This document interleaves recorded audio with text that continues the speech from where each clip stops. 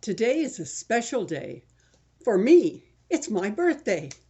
But every day is special for someone, somewhere, and so many are immortalized with official status. Being Anglican, we can start with the saints. Every last one of them has a day, and I get to share the 19th of March with St. Joseph of Nazareth, Jesus' earthly father.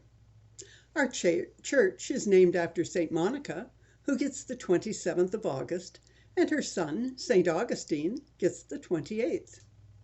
Some saints' days even take on a festive air, St. Valentine and St. Patrick being the first two that come to mind.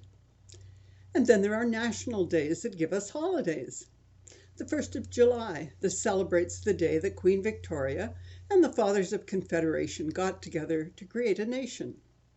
And there's National Indigenous Peoples Day, recognizing the first immigrants to get here. Then there are days when people delight in the holidays of the lands from which they came. Americans set off their fireworks on the 4th of July. This year, the Chinese celebrated the rabbit in January, and Robbie Burns Day brought out the kilts, haggis, and the bagpipes. Reflecting the differing histories of our provinces, Newfoundland sails on St. John's Regatta Day. Quebec gets to dance on St. Jean-Baptiste Day, while in Ontario, Victoria Day is heralded with the demands of the old schoolyard chant. It's the 24th of May, the Queen's birthday. If you don't give us a holiday, we'll all run away. And then there are the religious holidays, like Christmas, Shrove Tuesday, and Easter, that have come to be so celebrated by others that their commercial image outshines the Christian reality. And an aside, never, ever forget Mother's Day or Father's Day.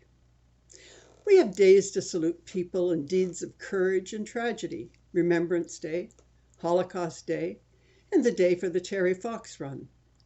Then we have days dedicated to pet causes, March 14th, or 3.14, Pi Day, and Star Wars Day, May the 4th, be with you.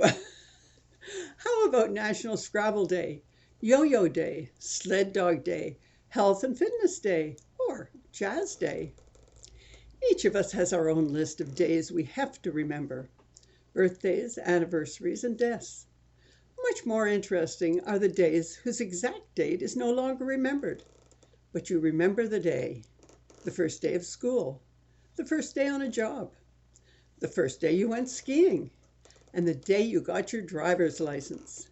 Memorable days. There are even apps that you can get for your computer that remind you every morning what is so special about that day. But what is so special about each day is that it's God's gift to you, a gift free of strings. There are things God would love you to do with your day, but you're free to do as you like. It's that infamous free will that God gave us. Don't you sometimes wish God would just take care of the whole thing? Let us go directly to heaven with all its harmony and joy, God and salvation. Instead, we're stuck with all the temptation and decision-making and just dumb mistakes. For 2,000 years, we've been awaiting the second coming. And when you look about, it doesn't seem as if we're moving forward in a very positive way.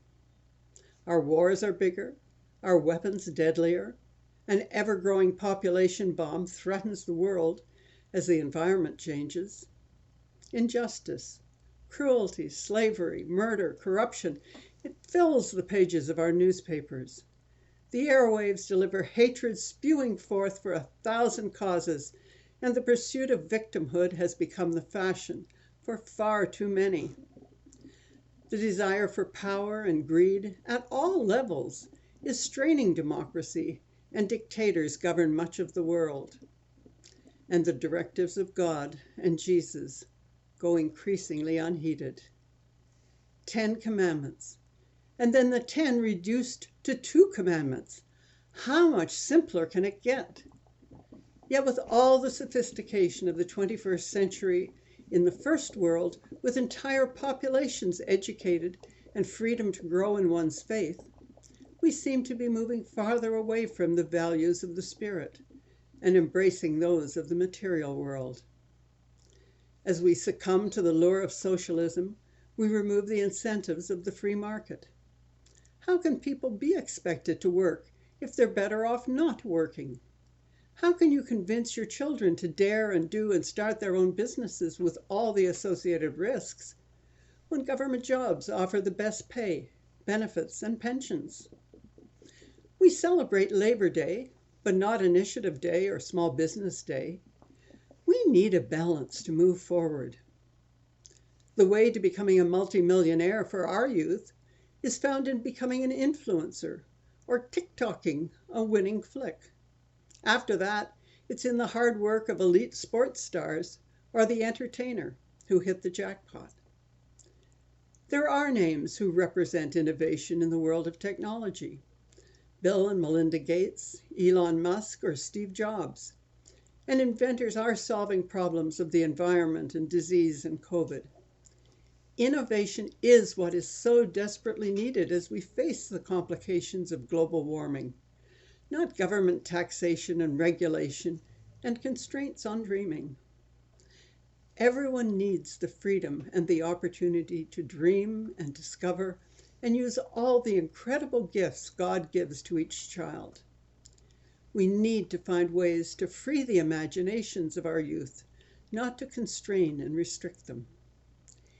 Each of us should be free to dream of having a day named after their invention or heroism or contribution to a better world, a day to honor the best in each of us, the day of our birth and the day of our imagination and the day of the collaboration of our successes and failures, our good days and our bad, the day honoring our gift back to God, having used those gifts that He gave us to the full. That's a challenge for each of us. So happy whatever you are celebrating this day. So may it be. Amen. Just imagine a day when you only think of what can be and never turn your mind to any constraints that hold you back. And then follow that dream.